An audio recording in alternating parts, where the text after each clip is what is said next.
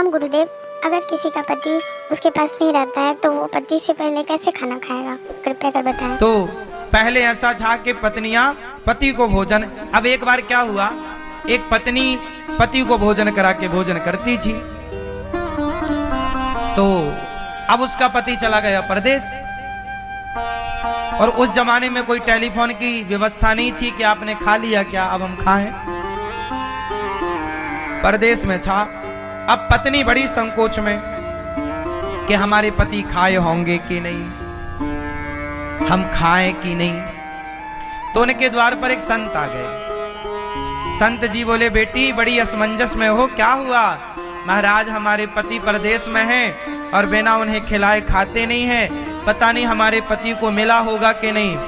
तो संत जी ने कहा, परेशान क्यों होती है, तो एक काम कर, तेरे घर में गौ माता है? बोले हैं। तो जैसे थाली तू पति को लगा के रखती थी, पूरी थाली सजा, और पूरी थाली सजा कर जो भोजन बनाई हो वो सारा भोजन बनाओ, एक थाली पे निकालो और गाय को खिला दो। गाय को खिला दोगे, गाय यहाँ खा लेगी तो उसको वहाँ प्राप्त निश्चित भगवत कृपा से किसी ना किसी रूप में गौ माता के आशीर्वाद से उसका पेट वहाँ भर जाएगा।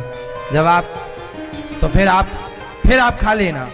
गाय को खिलाकर ही पतिव्रता नारियां, पति नहीं था तो गाय को खिलाकर फिर गाय के बाद खाती थी, तो गाय को खिलाने के बाद पति को खिलाने का वो दोष समाप्त हो जाता था।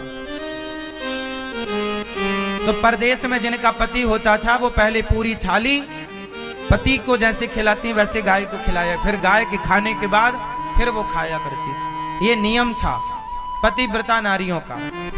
मतलब गाय सामान्य नहीं, इसलिए जब आपके श्राद्ध पक्ष आता है, पितृ पक्ष आता है, तो कहा जाता है कि गाय का खाया पितरों तक पहुंचता है।